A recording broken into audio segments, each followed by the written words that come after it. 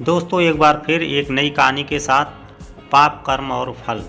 एक राजा ब्राह्मणों को अपने राज्य में भोजन करा रहा था। उसी समय पंक्ति के अंत में बैठे एक ब्राह्मण को भोजन परोसते समय एक चील अपने पंजे में एक मुर्दा सांप लेकर राजा के ऊपर से गुजरी जो भोजन परोस रहा था, और दुर्भाग्य से उस मरे हुए सांप के मुख से कुछ जहर की बूंदें खाने में गिर गईं और किसी को कुछ पता नहीं चल सका।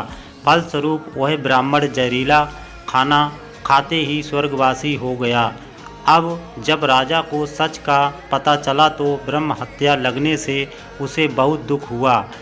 मेरे प्यारे भाइयों, ऐसे में अब ऊपर बैठे यमराज के लिए भी यह फैसला लेना मुश्किल हो गया कि इस पाप कर्म का दंड किसको मिलेगा।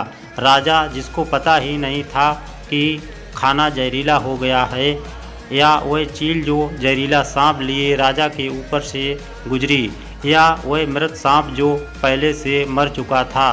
दोस्तों, बहुत दिनों तक ये मामला यमराज से हल नहीं हुआ। फिर कुछ समय बाद कुछ ब्राह्मण राजा से मिलने उस राज्य में आए और उन्होंने किसी महिला से महल में जाने का रास्ता पूछा। तो उस महिला ने महल का रास्ता तो बता दिया, लेकिन रास्ता बताने के साथ साथ ब्राह्मण से ये भी कह दिया कि देखो ब्राह्मण देवता, ज़रा ध्यान रखना, वह राजा आप जैसे ब्राह्मणों को खाने में जहर देकर मार देता है।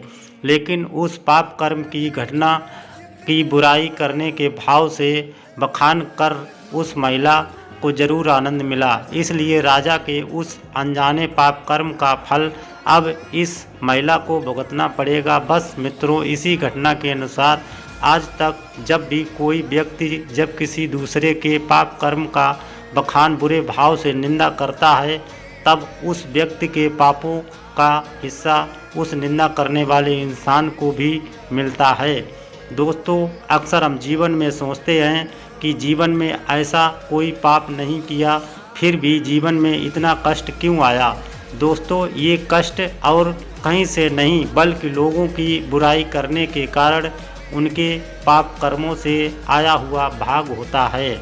अतः मेरे प्यारे भाइयों, इस कहानी से हमें यह सीख मिलती है कि किसी भी इंसान की बुराई नहीं करनी चाहिए, चाहे वह इंसान कितना ही बुरा क्यों ना हो। दोस्तों, हमारी कहानी पसंद आई हो तो लाइक करें और चैनल को सब्सक्राइब करें। जय हिंद दोस्तों।